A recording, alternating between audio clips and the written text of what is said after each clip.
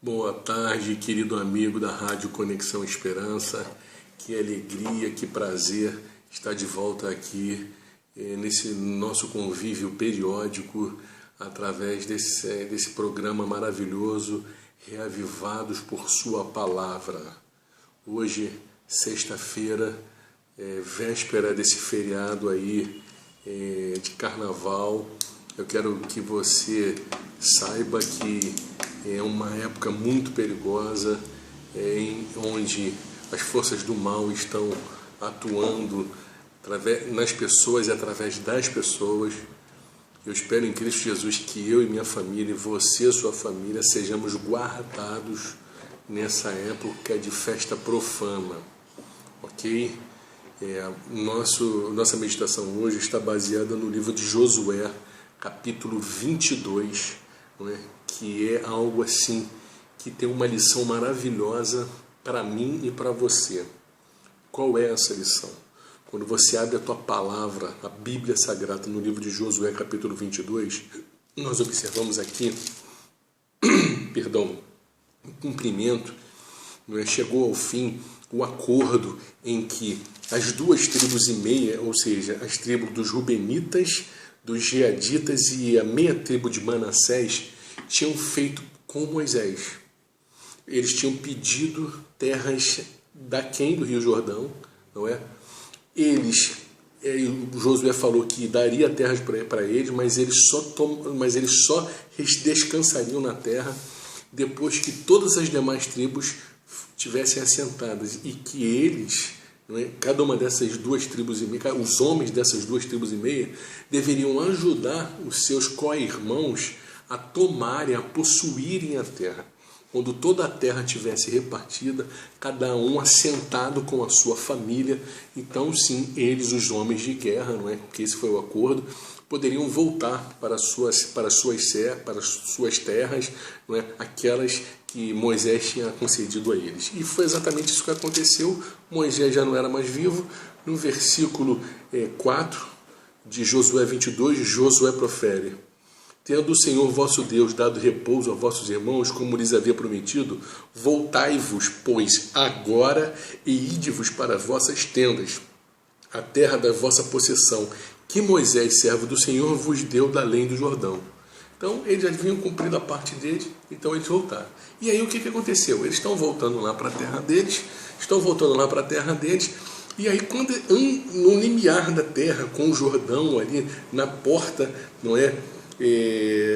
Da Canaã, da terra de Canaã, divisória ali do limite da terra deles, o que eles fizeram?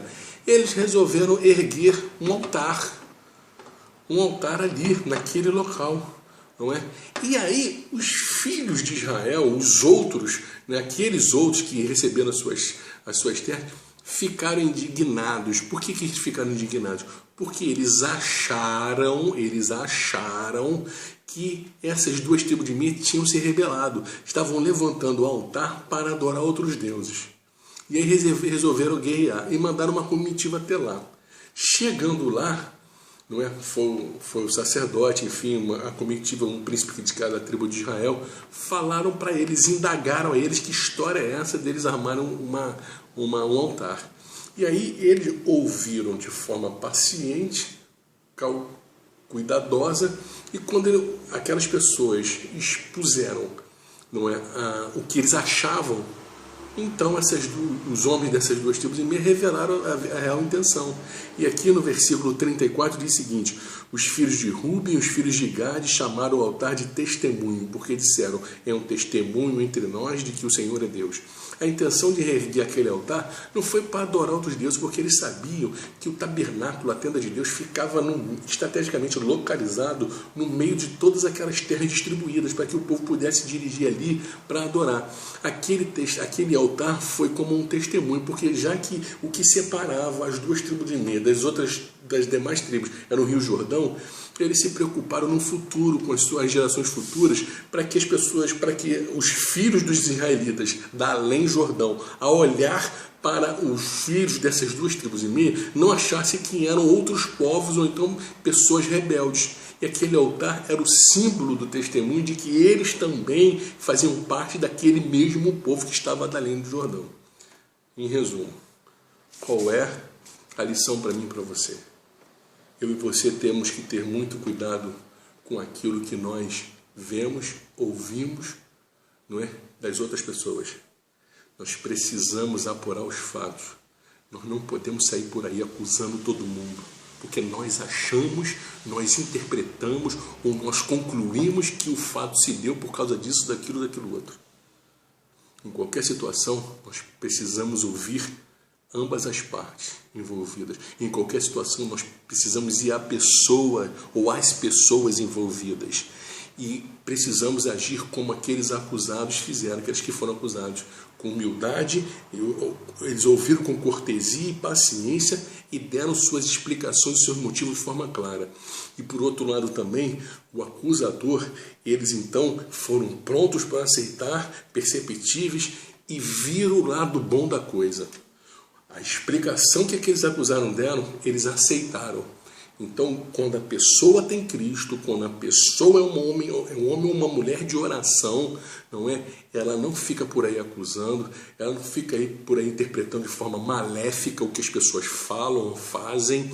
Elas procuram sempre o lado bom, o lado consensual, para que não haja conflito, para que não haja guerra, mas para que haja paz e que o Espírito Santo de Deus reine entre os irmãos.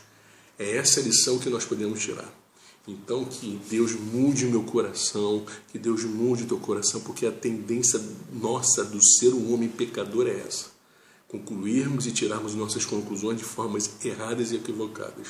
Mas se o Espírito Santo de Deus estiver em nós, nós seremos pessoas segundo o coração do Senhor, pacificadoras. Que o Senhor te abençoe e te guarde, que o Senhor faça resplandecer o seu rosto sobre você e tenha misericórdia de você. Que sobre você e a tua família o Senhor levante o rosto e te dê a paz e faça de você um homem e uma mulher segundo o coração do Senhor.